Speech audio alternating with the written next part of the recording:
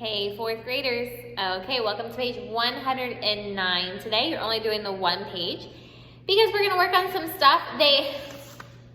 The book has you doing, right, yesterday. Look at page 107. What did the book have you doing? A whole long proceso to find your greatest common factor, right? But now they want you to do it kind of fast. And so I got to teach you the kind of fast way to do it, which is easy, by the way. It's easy, you just got to learn it. And so I want to make sure that we have time to do that today and time to look at some other stuff as well. Okay? So here we go. Look at number 1. Find the greatest common factor for the pair of numbers. So you have these two numbers right here, 2 and 4. Okay, remember what your factors are. They're the numbers that you multiply together to get these numbers. So here you go. Here's the process, and you need to do it, okay? You can't just like add the number from your head and then say, okay, I'm done. No, you can't be done yet, okay? So here we go. We're going to write 2 and 4. You write the numbers that are here, 2 and 4. I'm going to stick with black. No, I'm going to stick with another color, but one that you can see. Give me my factors of 2, Salma. The rule is it's always, the first two factors are always what?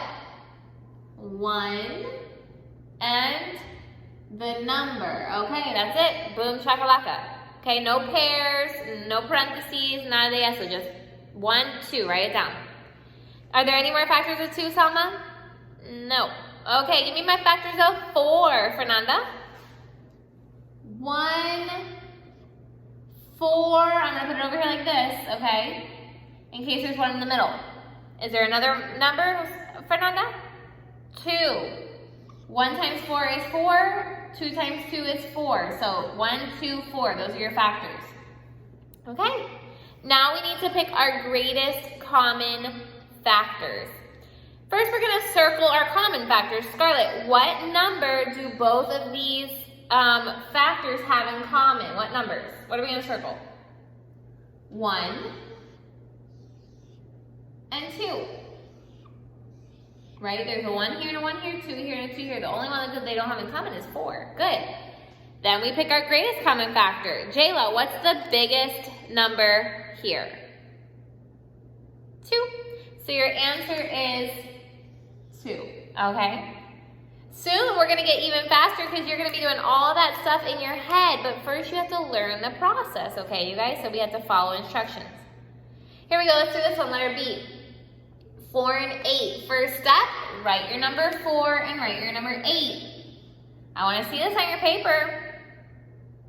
Okay, here we go. Let's write our factors. Kiana, what are my factors of 4? 1 and 4 and 2. What are my factors of 8? Who wants to give me my factors of 8? Holly? 1 and 8, 2 and 4. Excellent job because we go 1 times 8 and then the next number is 2. 2 times what? 4. Anything else? No. Okay. What do we have in common? Let's go back to Salma. Salma, give me my numbers that we're going to circle. 1 and 1, 2 and 2, 4 and 4. Kiara, what's the number that is the biggest one in common? 4. Bada bing, bada boom. Excellent job. Okay, there's your answer. Here we go. Let's do this one. Then I'm going to let you do letter D by yourself. So you put our numbers 3 and 9, right? What are my factors of 3, Keanu? 1 and 3. What are my factors of 9, Kiara? 1 and 9, 3 times 3. Which ones am I going to circle, Scarlett? 1 and 1, 3 and 3. Fernanda, which one is my biggest, greatest common factor? 3.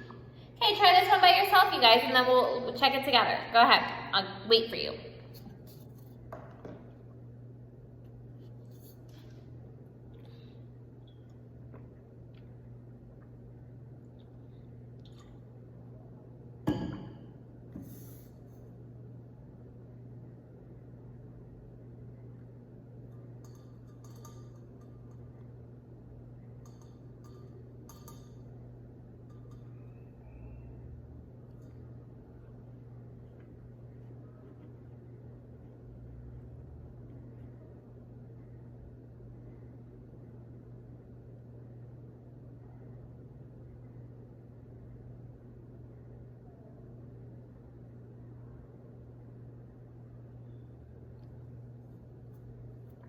Okay, ready? Let's do it. Here we go. We're going to write down our numbers 8 and 12. Okay, Scarlett, what are my factors of 8? 1 and 8. After 1, we go up to 2. 2 times 4. Excellent. Are there any more? No. Holly, what are my factors of 12? 1 and 12. Go up to 2.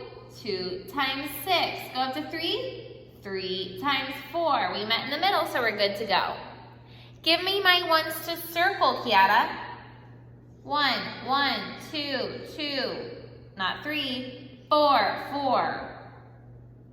And what's my answer then? Keanu. 4. Because it's the biggest one. Excellent job. You're going to do the rest of those by yourself, but look at number 2.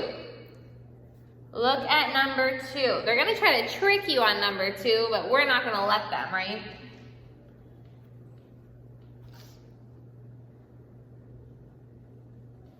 Look at the instructions. What do they say? Put your finger on the instructions. Circle the greatest common factor for the pair of numbers. So we have the pair of numbers 7 and 14. Then they give you 1, 3, 6, 7. Okay? They're trying to trick you because not all those numbers are factors of 7 or 14. Right? Okay, so let's see. Let's go through and make sure that we know which ones are the factors. Is 1 a factor? Always. Is 3 a factor? No. 3 times what equals 7? Nothing. 3 times what equals 14? Nothing. So I'm going to cross it out. It's not an option. Is 6 a factor? No. 6 times nothing equals 7, and 6 times nothing equals 14. Is 7 a factor? Yes. 1 times 7 equals 7, and 7 times 2 equals 14. So which one's the biggest one, 1 or 7? 7. Good job. Okay. Well, maybe you say, well, Miss Jessica, I have a truco. The truco is just circle the biggest number. No. This problem right here is going to show you that truco is not going to work. Okay? Let's do it. Is 1 a factor? Always. Is 3 a factor? No, because 3 times what equals 5? Absolutamente nada. So let's cross it out. Is 5 a factor? 5 times 1 equals 5. 5 times 3 equals 15. Is 9 a factor? No. 9 times what? 9 times nothing equals 5. So you might want to circle your 9 because it's the biggest number, but it's not a factor, so it doesn't work. So we need to go to what? Our answer is 5. Okay? I'm going to let you do those by yourself. I'm going to let you do number 3 by yourself. Let's do number 4, letter A. Everybody always needs practice on division, right? We don't want to be adivinando there.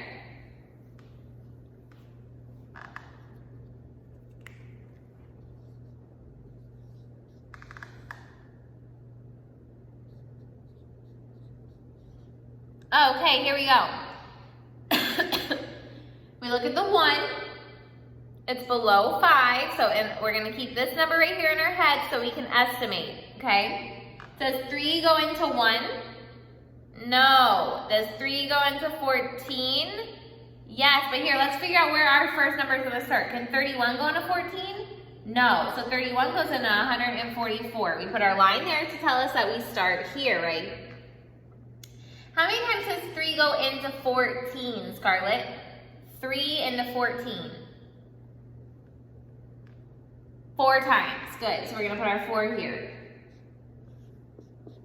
4 times 1 is 4. Don't forget to put over here. And 4 times 3 is 12. Okay? Then we subtract. 4 minus 4 is 0. 4 minus 2 is 20. And we bring down our 6. Okay?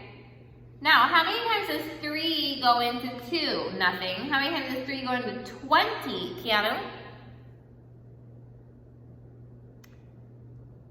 It's not 7.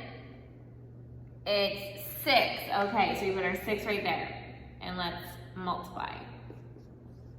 6 times 1 is 6. 6 times 3 is 18. We subtract. and we come up with our remainder is 20. Oh, oops, I said 40. It should be 20.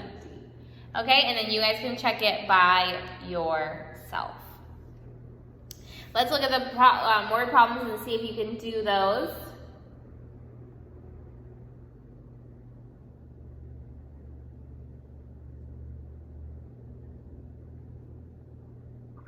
No, let's do those together, guys. Number 5. Look at number 5.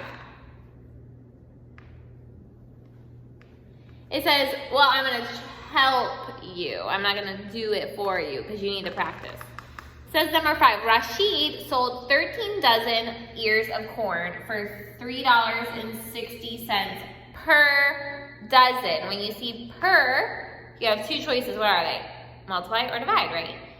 Well, in this one it says, how much did he get for the corn? So in all, how much did he get for the corn? He sold $3.60 for every dozen, and he sold 13 dozen.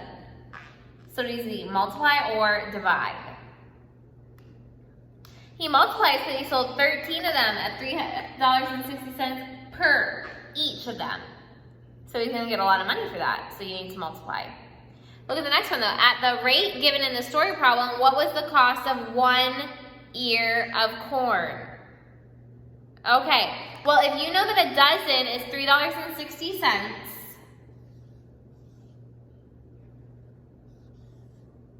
how much is it for 1 ear? Well, how many are in a dozen?